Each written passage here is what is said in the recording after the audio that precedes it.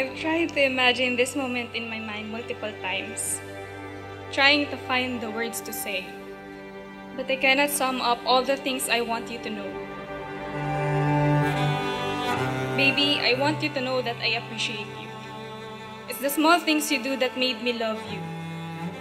I know you are a good person with a good heart because you're not just good to me, kundi sa lahat ng tao. At maraming taong nakakakilala sa iyo ang makakapagpatunay niya. I want you to know how rare you are. Nakita mo kung sino yung pinaka-worst na ako, and yet, you love me even more.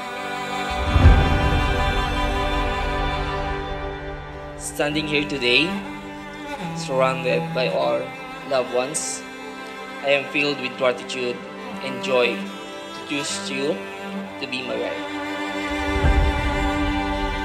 From the moment na nag-aasaran lang noon, na napunta sa ligawan, and finally, eto, para ko na sa altar.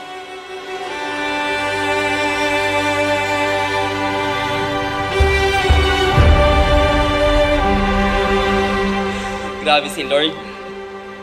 Pinagtitray lang kita noon, eto, at kasama na, at makakasama pa in future na yan.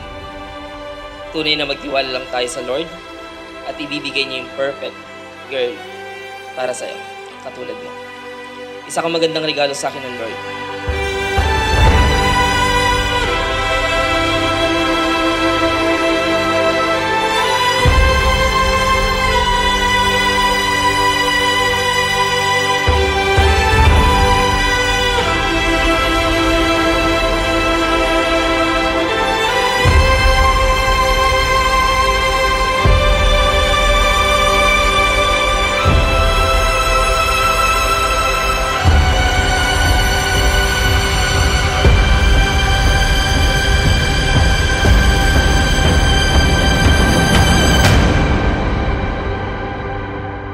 We've been through a lot. Ang dami ng ayoko na at tama na, but even at those times when it feel like we're hitting rock bottom, I always knew it was God's love that holds us together. Sabi nga natin, mag-aaway pero hindi mag-iwalay. In the midst of all the struggles, sa'yo ko pa din gusto ikwento yung bawat kibot sa araw ko. Umiyak! Wala. Napakain. Ganda mo ah. I know, right? I was lost on a road, headed nowhere without you. When I was younger, I used to say, kung sinong unang boyfriend ko, yun na ang pakakasalan ko. I never thought yun nga yung mangyayari. I know it isn't just my decision or manifestation, but it was God's will. Siyempre, kinakabahan.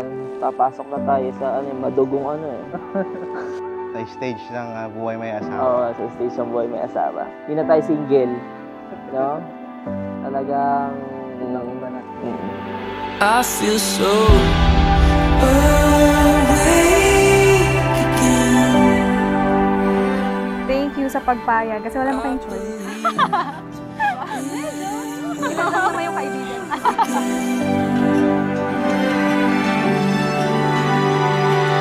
Sa relationship, kailangan ng communication.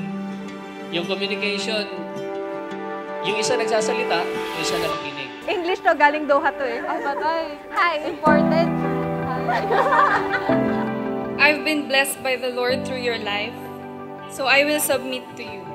I will trust you and your decisions for us. I will share not just in your joy, but also in your tears. Not just in your success, but also in your failures. You make me a better person. At dahil sa'yo, ang laki ng pinagbago ko. And I'm so grateful to be walking this journey with you. Take my heart, love me forever, and I will never leave by your side. I feel so awake again. I believe in love again. Lord have mercy, I can't breathe now that you stand next to me. You make me feel awake.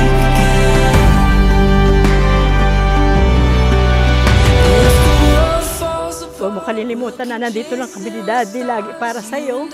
Matanda ka na, may edad ka na, ikaw pa rin ang baby ko. Ano man yung pagkukulang niyo sa isa't isa, alam kong pupunan niyo ng Panginoon. Salamat sa Lord, salamat sa buhay mo. If the world falls apart, we'll keep chasing the stars. You and I, we will hold on to love. Through the fire and rain, till the dark turns to day. You and I, we will hold on to love. I feel so. You are my one and only today and every day. You will be me, my wife, and I'm honored to become your husband.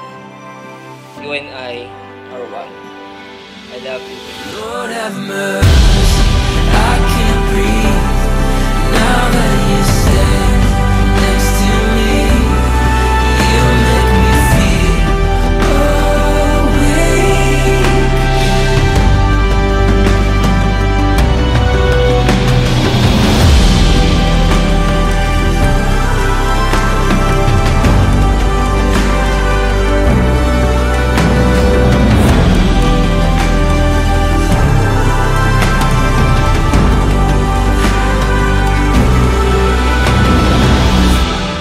Baby, today hindi mo na ako girlfriend.